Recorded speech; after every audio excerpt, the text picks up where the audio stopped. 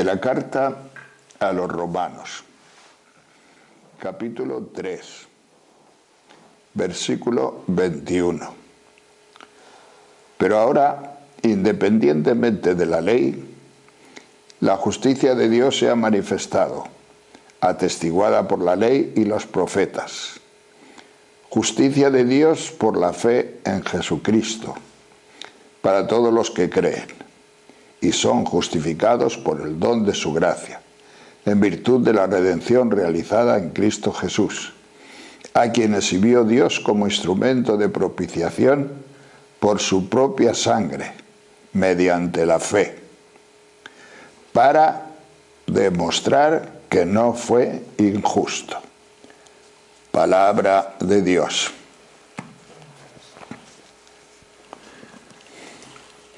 Queridos hermanos, de esta charla, de esta tarde, la titulo Fuera de la fe.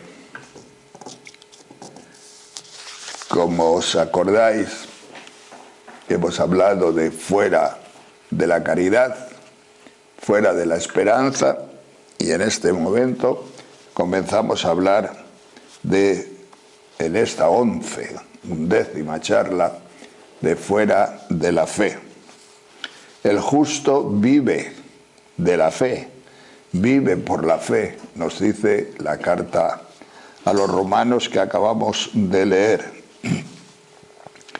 Nadie es justo por ser bueno, nadie es justo por ser amable, nadie es justo por virtudes humanas.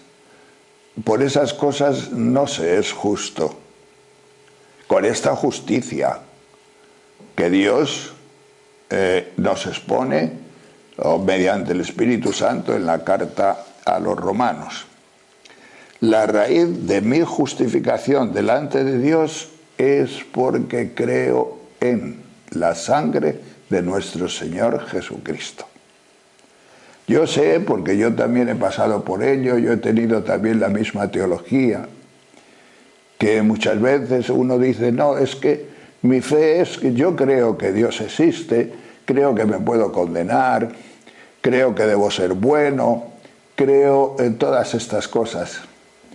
Pero si te das cuenta, pues eso lo mismo le puede suceder a un maometano, lo mismo le puede suceder a un judío, a un budista, a un cristiano.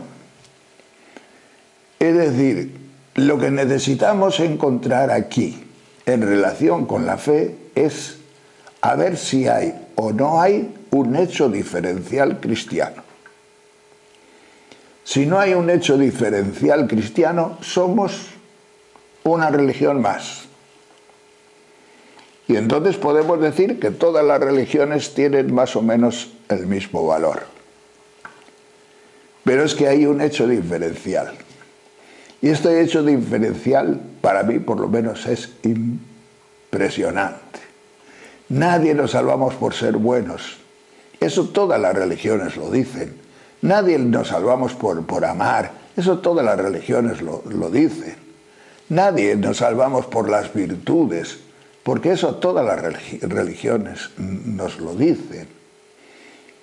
El cristiano se salva, y es donde tiene que colocar su fe y su esperanza, por la sangre que Jesucristo gratuitamente ha derramado por nosotros. Es difícil esta gratuidad, es difícil porque no tenemos experiencia de ello y podemos preguntarnos y podemos decir, ¿y por qué? Estamos más acostumbrados a que se nos pague lo que hemos ganado, lo que por nuestros méritos hemos conseguido. Pero así gratuitamente no está muy acorde con el corazón del hombre. El corazón del hombre quiere recibir su salario, ganado, pero es y está muy acorde con el corazón de Dios. Cuando el Espíritu Santo a uno le da a entender este misterio en el corazón, entonces entra en una dimensión de amor y de cercanía con Dios dentro del misterio, el misterio de esta sangre de Cristo redentora, que realmente pues nos deja, no sé, como temblando. Yo, por ejemplo, me siento, con este hecho diferencial, me siento magnífico, me siento súper bien. ¿Por qué? Porque tengo la sensación, como nos dice la Biblia por varios sitios, en que Cristo ha cargado con mis pecados. Y si Cristo ha cargado con mis pecados, es porque Él se los ha llevado a la cruz. Y en la cruz los ha redimido, y con la resurrección, pues han dejado de existir todos esos pecados. Y yo puedo ser una persona sincera, puedo ser una persona limpia, puedo ser una persona que no por mis méritos, sino por la fe en esa maravilla que Dios hace conmigo, soy salvo. Así por las buenas. Como uno no entra fácilmente en este misterio, pues hay que reconocer que le tenemos que pedir al Espíritu Santo mucho esto. No es fácil la gratuidad, no es fácil creer en esto, pero si te lo da el Espíritu Santo, entonces accedes a la culminación del hecho cristiano, a la culminación del hecho religioso, y a sentir que Dios es una suerte para nosotros y que Dios es la maravilla de todas las maravillas. Bien, justo es el que hace cosas buenas. No es justo el que hace cosas buenas, sino el que ha recibido la justicia de Dios por medio de Jesucristo. Ese es el justo. Ese es el justo de la Biblia. Ese es el justo del que hablamos. El que tiene esa justicia de Dios. El que se siente perdonado, y más que perdonado, se siente que Jesucristo no solamente te ha perdonado y te quedas tú con tus pecados, no, es que te los ha cargado Él. Él ha traspasado a la cruz todo tu peso, tus pecados, tus pobrezas, tus complejos, tus heridas, tus indiferencias, la vida entera tal como se haya podido desarrollar y que tú no sabías darle una salida o darle una justificación. Pues bien, esto es muy importante porque te lleva a una culminación y a una finura de relación con Dios que ninguna otra cosa te puede llevar. Ninguna. Dice San Pablo en el capítulo 10, si crees en tu corazón y confías y confiesas con tus labios que Dios ha resucitado a Cristo para el perdón de tus pecados, serás salvo. Si crees con tu corazón que Dios hace esto con Jesucristo para ti, serás salvo. Y solo tengo que hacer eso. Eso es lo primero. Y sin esto no hay posibilidad. Después vendrán otras cosas. ¿Por qué? Porque la gracia de Dios que viene contigo cuando eres salvo te lleva a hacer otras muchas cosas que, como dice San Pablo, Dios dispuso de antemano que nosotros practicásemos. Es decir, el que está salvado gratuitamente ya en este mundo no es para no hacer nada, no es para cortarse la coleta, no es para sencillamente aburguesarse o echarse a la baratola, no, todo lo contrario. Es para recibir el poder de Dios y la fuerza de Dios y la gracia de Dios y hacer aquellas obras de Dios y que Dios ha querido que nosotros practicáramos a lo largo de nuestra vida. Yo he visto morir a muchas personas, con este signo de gratuidad, y realmente esa muerte de estas personas con ese signo de gratuidad a uno le llena el corazón. Ves directamente la presencia de Dios, ves directamente cómo va esa persona a la presencia de Dios. Aquella monjita que cuando la Madre Superiora era viejita y estaba muriendo, y la Madre Priora le dice: Madre, está tranquila, tiene paz. Y ella le responde: sí, Madre, mucha paz, estoy muy bien. Claro, le respondió la otra, tantos años en la vida religiosa, tantas observancias, tanto cariño, tantas cosas demostradas, tantos méritos, pues no es extraño que en este momento le den a usted paz. Y la monjita dice: no, Madre, usted se equivoca. Yo, si no tuviera nada más que lo que usted dice, no estaría suficientemente tranquila. Yo lo que tengo es una fe en nuestro Señor Jesucristo, que es bueno y me da a mí la certeza interior de que me va a recibir y voy a caer en sus brazos así. No porque yo haya sido buena, sino porque Él es bueno. Pues bien, siguiendo el esquema de estas otras charlas que he tenido hasta ahora, nos podemos preguntar, o se pregunta Santo Tomás, al hablar de la fe y de la esperanza, que si los ángeles tienen fe y esperanza. Podemos decir que los ángeles no lo menciona nunca, Santo Tomás nunca menciona en los ángeles ni la fe ni la esperanza. La caridad sí, pero la fe y la esperanza nunca la mencionan.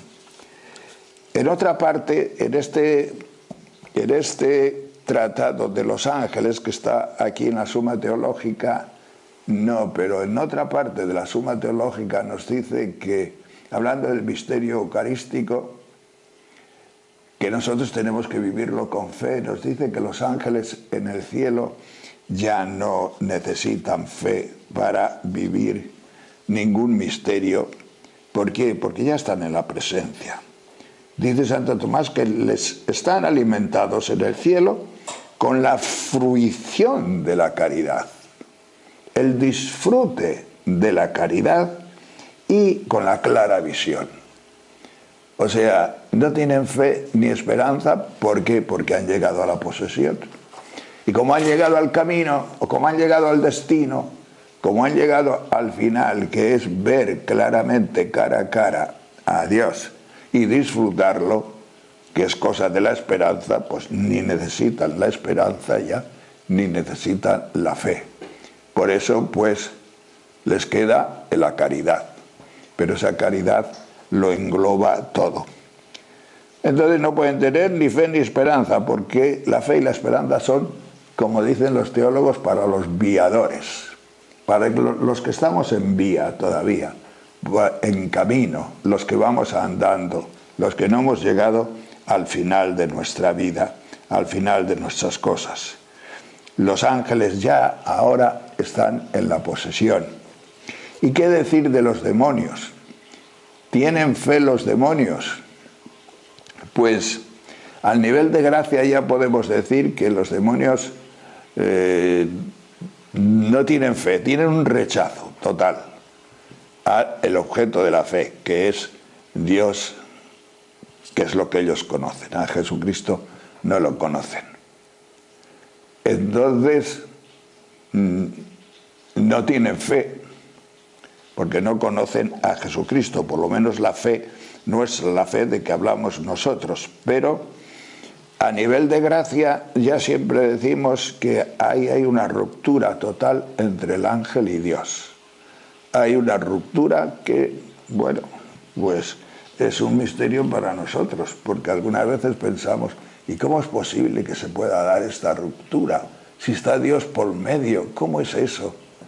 Y uno se queda temblando un poco diciendo: pero no podría haber hecho Dios otra cosa, pero no podía, pues no lo sé.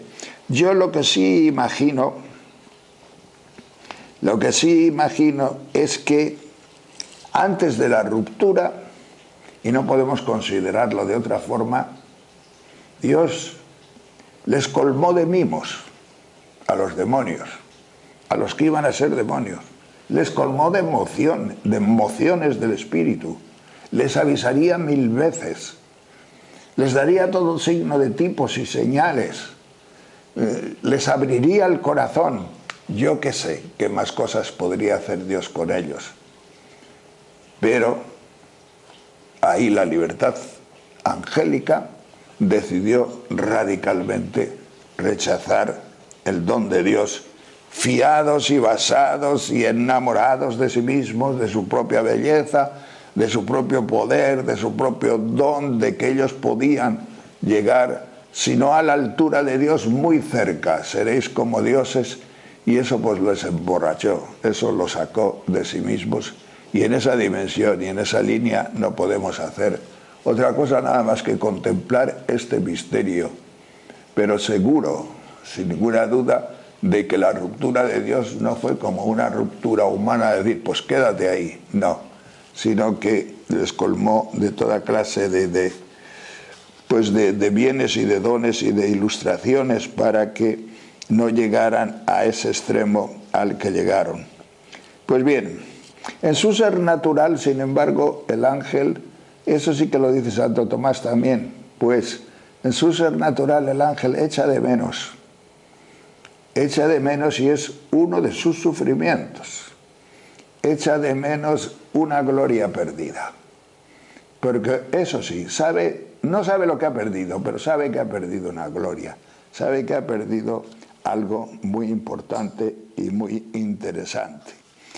Yo pienso algunas veces que si el demonio va a un grupo de oración, y a un grupo de oración, pues digamos, de alta calidad, en la alabanza, en la cercanía a Dios, en la predicación, y en todo esto, el demonio pues va a tentar, desde luego.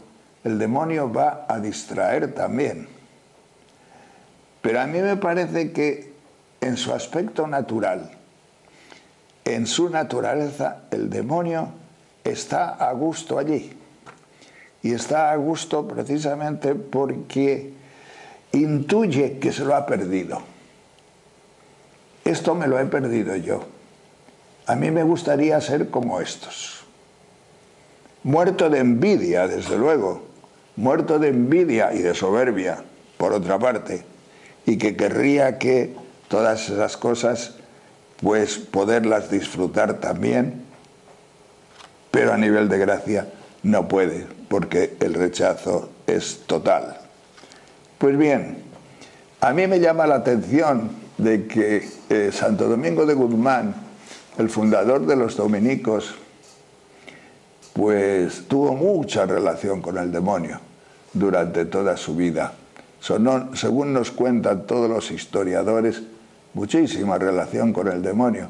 No digo yo que fueran amigos, porque eso no se puede decir, pero vamos, el trato era bastante frecuente, a pesar de que después, pues, Santo Domingo de Guzmán se quedaba todas las noches en la iglesia de Santa Sabina, en Roma, allí rezando, y el demonio le tiraba piedras, unas piedras enormes algunas veces. Nunca le dio con ninguna, porque eso no lo permitiría Dios, pero le pasaban bufando cerca de la oreja y daban unos golpes y unos ruidos tremendos allá en la iglesia.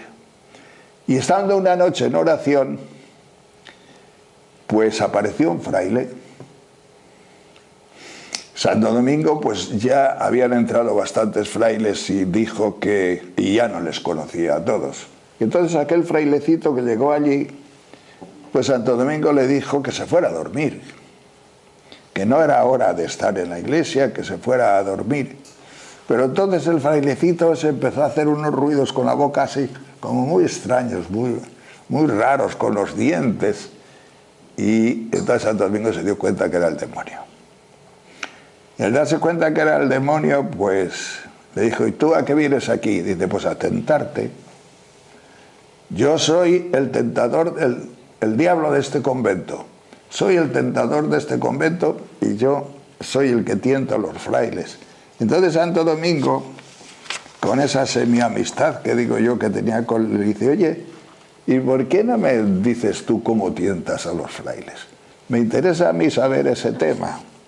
Y Santo Domingo le fue llevando a los distintos sitios. Primero le llevó al dormitorio y le preguntó: ¿y cómo tientas tú a los frailes en el dormitorio cuando están en la cama?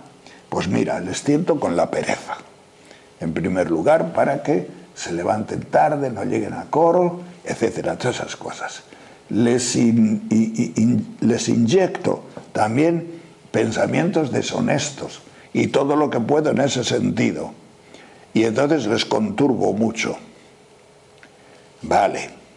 Y en el coro, pues en el coro les hago llegar tarde y perder la atención y no fijarse en lo que están diciendo, en las palabras de la recitación del oficio. Le llevó al comedor, y en el comedor, ¿qué haces aquí? Dice: pues mira, en el comedor a mí me es muy sencillo, porque hay dos clases de frailes. Unos que son muy glotones, y entonces yo les hago comer mucho, mucho, mucho, para que no puedan trabajar. Dice: y hay otros que son muy observantes y hacen muchísimos ayunos, y a esos les ilumino para que sigan haciendo más ayunos, porque esos ayunos les van a salvar. Pero yo lo que quiero es que pierdan la salud. Esa es la tentación del comedor. Y en el locutorio, y dice el demonio: ese es mi lugar. En el locutorio, ahí es donde estoy a gusto, porque ahí se reúnen los frailes con la gente de fuera y charlan, y critican a los frailes de dentro, y critican a la gente de fuera, y ahí no tengo que hacer nada, porque ellos solos, y con los que le hayan venido a visitar, pues charlan y critican, murmuran y hacen todas estas cosas que a mí me encantan. Y entonces Santo Domingo le llevó por fin al capítulo. Capítulo es una sala donde los frailes se reunían, y ahí hacían confesión. Y ahí se confesaban en público delante de todos. Y entonces el demonio dice: ese lugar es maldito, no quiero ni entrar, no quiero ni verlo. Dice: porque todo lo que gano en los demás sitios lo pierdo en este. Así que no quiero saber nada. Y desapareció. Y desapareció el demonio. Por eso digo que Santo Domingo, si lees la vida de Santo Domingo, pues dices: pero si es que Santo Domingo tenía ciertas cosas con el demonio que parece que eran, si no de amistad, porque eso no puede ser, evidentemente, pero bueno, no era una cosa que le asustaba demasiado a Santo Domingo el tema de los demonios. Tendría también dentro su compasión, como se dice de algún otro santo, que tendría su compasión también por los demonios. Bien, ¿y de los ateos qué podemos decir? Pues de los ateos podemos decir que van por mal camino, eso desde luego. Y pueden llegar un momento a perder la fe y endurecerse. No quieren ser justificados, se rechazan, se endurecen, y todo eso no es ninguna cosa nada buena. Desde que a mí me educaban de pequeño en los frailes, siempre se me dijo que se condena el pecado, pero no al pecador. Entonces, al hablar de los ateos, siempre, pues, no hablamos de las personas, pero sí del pecado, de el daño que puede hacer el ateísmo a las personas que están bajo él, y en general a la cultura en la que podemos vivir todos nosotros. Ya dice el libro del Eclesiástico 11:28: no juzgues a nadie antes del desenlace. El desenlace es la muerte. Entonces, hablar de los ateos no quiere decir juzgar a los ateos, pero sí el pecado del ateísmo, sí el peligro del ateísmo, sí esa mala cosa que entra dentro de la cultura actual por la toma de postura de algunas personas con respecto a Dios y a los principios tradicionales en los que hemos vivido siempre. Hoy estamos en una cultura, vamos a decirlo así, en una cultura como light, como muy permisiva.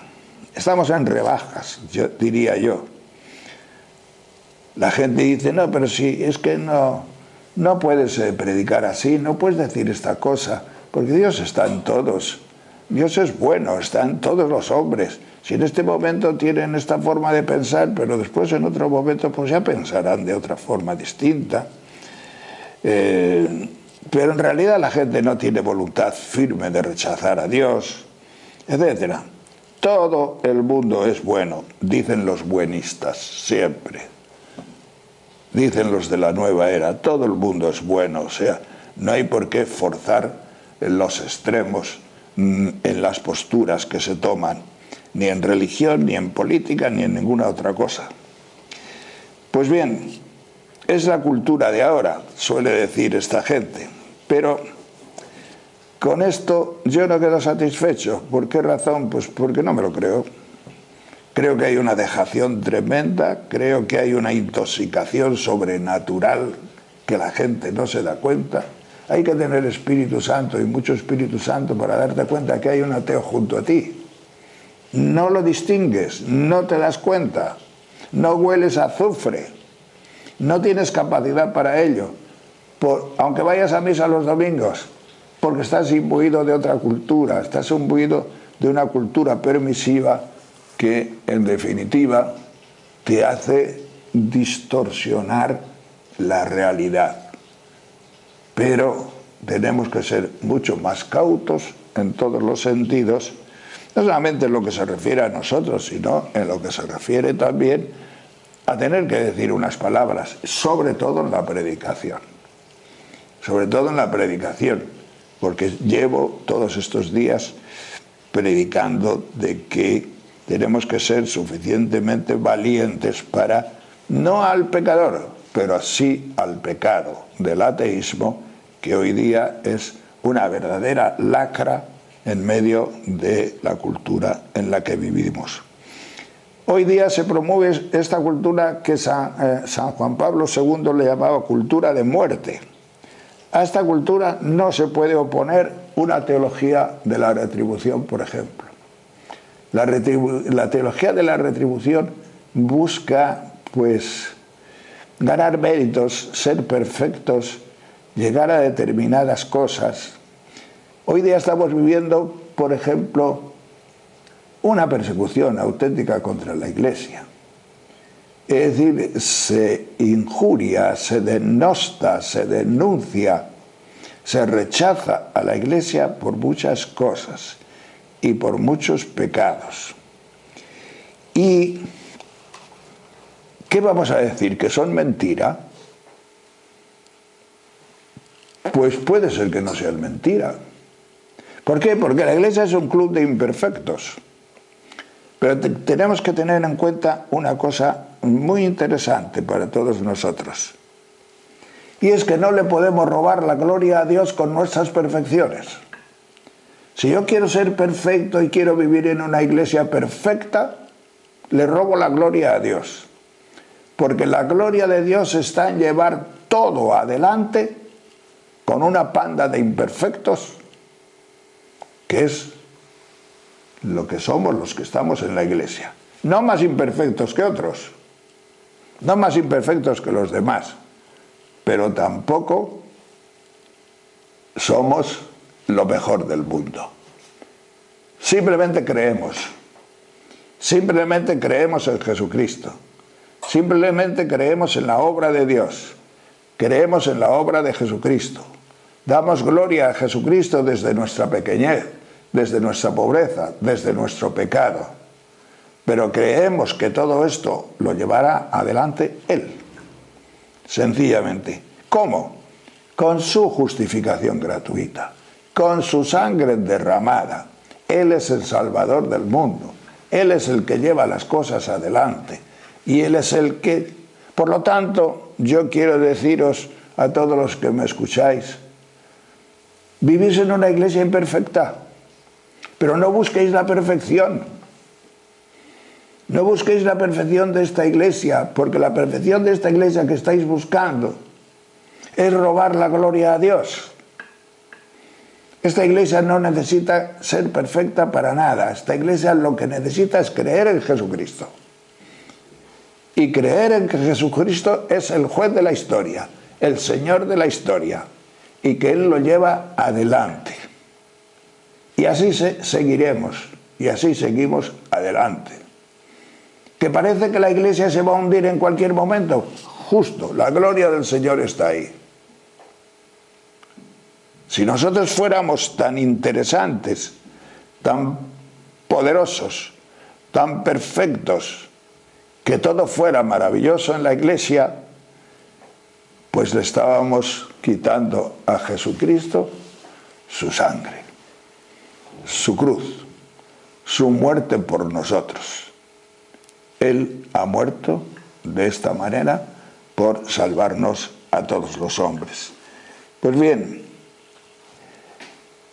aquí quiero contar un caso muy bonito acerca de la sangre, que Jesucristo nos ha salvado con la sangre, como dice San Pablo, como dice San Juan, como dicen San Pedro, también lo dice, la sangre. Y es el de Santa Catalina de Siena. Esto es una santa dominica, por cierto, que murió muy jovencita, a los 33 años, allá por el año 1360. Hubo una peste en Europa, la peste bubónica, la peste negra la llamaron también, que era una peste que venía de Oriente y que la traían unas pulgas de unas ratas que venían en los barcos. Pero terminó con media Europa. La mitad de los europeos murió en esa peste. En el convento de Santa María la Novella de dominicos de Florencia había 100 frailes, murieron 50. Con eso vino una depresión, un hundimiento de la gente muy grande. Tuvo que la palabra de Dios, la predicación, gente fuerte, tuvo que salir adelante para levantar un poco los ánimos de todos. Entre ellos estaba Santa Catalina de Siena. Santa Catalina de Siena, que en este momento era todavía una jovencita de 20 y pocos años, pues ella se dedicó en Siena a curar a todo el mundo que andaba por la calle perdido, porque nadie podía atender a nadie.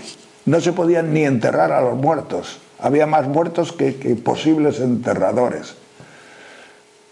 Y Santa Catalina de Siena un día hizo una cosa, que fue lavar las heridas y las pústulas, el pus de una persona, lo lavaba con agua, y por amor a Jesucristo después se bebió ese agua.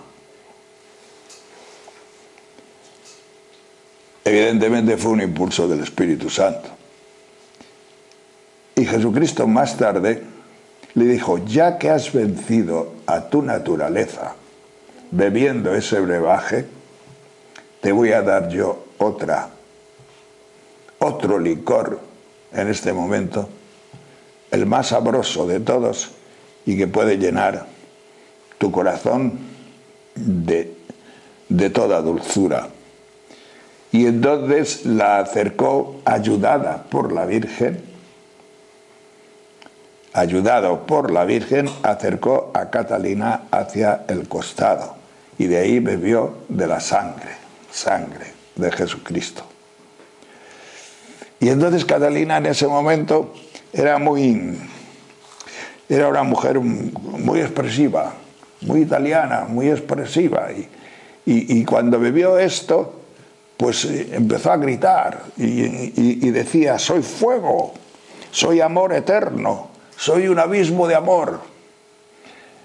En 5 días escribió el diálogo, el libro por el que la han hecho doctora de la Iglesia.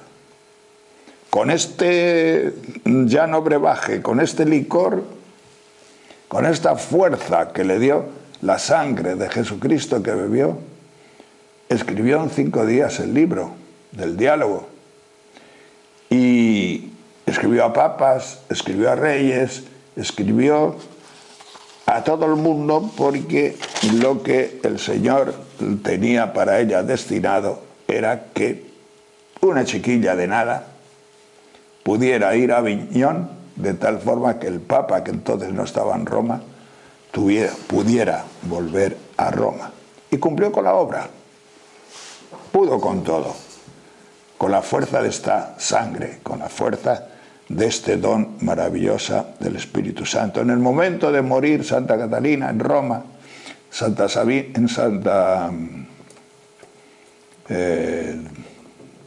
no sé qué, no me acuerdo en este momento, junto al Panteón, ese convento de dominicos, Supraminerva, en la iglesia de Supraminerva, sí.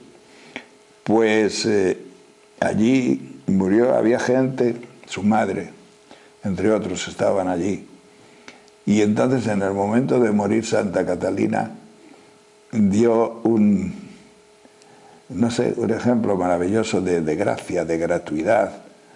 Y dijo: Señor, tú quieres que yo vaya hacia ti. Y yo voy a ti, no por mis méritos, sino por la virtud de la preciosísima sangre. Y expiró diciendo varias veces la palabra sangre, sangre, sangre. Es decir, no se puede decir que Santa Catalina de Siena fuera una devota de la sangre de Cristo. La sangre de la que hablaba Santa Catalina o proclamaba Santa Catalina no era una devoción, era un querigma. Era Cristo puro. Era la sangre de Cristo, era la sangre salvadora, la sangre en la que la fe del cristiano encuentra el hecho diferencial. Sin esta sangre no hay hecho diferencial, no hay fe verdadera. Seremos muy buenos, pero como otros, pero no tendremos esa dimensión de la fe en la que sencillamente Dios hace sus obras cristianas en medio de nosotros. Pues bien, la fe en la justificación es este hecho diferencial de que estoy hablando. Contra una experiencia así, como la de Santa Catalina de Siena, no se puede hacer nada. Ni ateos ni demonios podrán jamás destruir lo que es la justificación gratuita. No lo podrán destruir. No es cosa de este mundo. Es un don de Dios. La fe, toda la fe, pero de una manera especial, la fe en la justificación gratuita. Aunque suceda en ti, porque sucede en ti, y tú la notas y la sientes como tuya, pero es de arriba. Es don de Dios. Entitativamente es sobrenatural. Es un regalo de Dios. Dios te lo mete en el corazón. Dios te lo mete en tus potencias, te lo mete en tus entrañas. Te hace decir sí. Te hace vivirlo con una fuerza que tú nunca podrías tenerla si la fe solamente fuera una adhesión racional o una adhesión humana. No, es otra cosa. La justificación gratuita es una experiencia en la cual el tanto por ciento más alto es sobrenatural, que Dios te lo inyecta y lo vives en tu corazón. Esa es la fe cristiana. Esa es la fe de la cual están fuera los demonios. Esa es la fe de la que están fuera también los ateos mientras lo sean. Y si acaban siéndolo, pues probablemente para siempre. Pues bien, a mí esta fe, pues la estoy predicando en este momento y me emociona verdaderamente esta fe. Me emociona tener yo esta fe, me emociona entender esto, me emociona entenderlo de tal forma que yo lo pueda hablar y lo pueda decir, porque es que lo noto clarísimo en mí. Noto clarísimo en mí que no quiero otra fe, que no quiero otra orientación en mi vida, porque esto no es una cosa que yo haya pensado y entonces lo digo y lo tengo preparado en el pensamiento, que no es eso, no es una cuestión de pensamiento, es una cuestión de experiencia viva que la tienes dentro, que la has recibido y que sencillamente la disfrutas a la vez que la cuentas, la disfrutas a la vez que lo hablas y a la vez que lo estás proclamando. Por eso, mi propia fe me emociona. Creo en ella más que en mí mismo. Creo en ella más que en todo lo que pudiera ser testimonio foráneo, testimonio de fuera que me diera a mí la certeza de la fe. No necesito la certeza de la fe porque la tengo dentro. Porque uno la tiene dentro en el corazón. Porque cuando el Espíritu Santo te toca, te mueve, entra dentro de ti, pues la verdad es que no necesitas más testimonio. No necesitas ni el milagro a tu lado, ni necesitas que suceda esto, que suceda lo otro. No lo necesitas, sencillamente, porque es la propia acción de Dios la que te está sosteniendo y la que está llevando todo esto a su realidad plena. Pues bien, este es el tema de la fe de la que hoy quería hablar, que no nos salgamos de la fe. Los demonios, los ateos, etcétera, bueno, pues ahí está. Nada podremos hacer. Con los ateos sí podremos hacer todavía, pero ahí está. Y es bueno decir estas cosas para que todos nosotros podamos abrir nuestro corazón y podamos pedirle al Espíritu Santo: Señor, enséñame lo que es la gratuidad, enséñame lo que es la justificación gratuita, para que yo la viva, para que yo la sienta como lo más bello que hay en mi vida, como para decir esto que acabo de decir, que no necesito testimonios externos de fe, no necesito tener un milagro para que se aumente la fe. Ya le tengo dentro de mí y ya es suficiente. Pues bien, hermanos, aquí esto, nadie puede decir que no hay igualdad de oportunidades para todo el mundo. No hay igualdad de oportunidades. El Evangelio solo nos habla de niños. Sed como niños y lo recibiréis. ¿Qué quiere decir sed como niños? Pues quiere decir no ser como los demonios, que se vanagloriaron de sí mismos, creyeron que podían llegar a ser como dioses. Eso es lo contrario de ser niño, porque el niño se deja hacer, el niño se deja conducir, el niño se deja educar. Pues bien, la fe está potenciada por el don de sabiduría, por el don de inteligencia, mejor dicho. O sea, todos los dones van en pareja, como os decía el otro día. La fe, en las más altas cotas de fe, necesita una iluminación especial del Espíritu Santo. Y esa iluminación especial del Espíritu Santo hace que la fe se transforme en visión. Tu fe, cuando llegue a lo último, en este mundo y en el otro, se transformará en visión, verás ya. Por eso San Pablo llegó hasta el tercer cielo y vio cosas que un hombre no puede expresar. Vio. ¿Cómo vio? Pues con la fe que tenía, iluminada por un don maravilloso del Espíritu Santo que le elevó hasta el tercer cielo. Pues bien, la fe termina en visión.